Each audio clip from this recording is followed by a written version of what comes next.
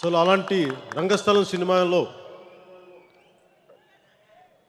నాకు చిట్టిబాబు అంటే చిన్న తమ్ముడు లాంటి వాడు.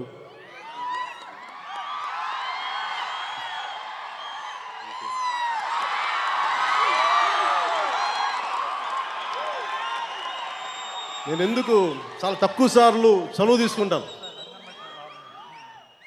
వీడు అని ఎప్పుడన్నా చాలా తక్కువ సార్లు అన్నాను. వీడు నా తమ్ముడు లాంటి, వీడు నా తమ్ముడు. మా అన్నయ్య నాకు తండ్రి, మా వదిన నాకు తల్లి.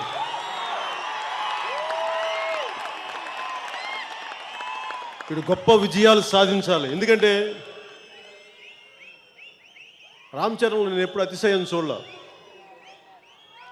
ఎప్పుడు ఎన్ని విజయాలు వచ్చినా ఎన్ని అపజయాలు వచ్చినా కుంగిపోలా. తన పని తను చేసుకుంటాడు, వీళ్ళు ముందుకు వెళ్ళిపోతూ ఉంటాడు తప్ప పెద్ద ఏం పట్టించుకో. నాకు అందుకు నచ్చుతాడు రామ్ చరణ్. అలాంటి వ్యక్తికి విజయాలు వరించి వస్తాయి ముందు ముందు.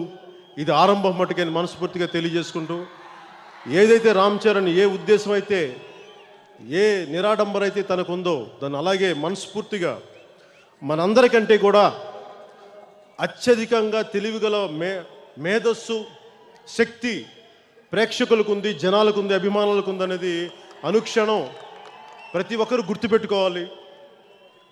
సమూహానికి ఉన్న తెలివితేటలు కానీ, సమూహానికి ఉన్న శక్తి కానీ వ్యక్తిగా ఉండవు.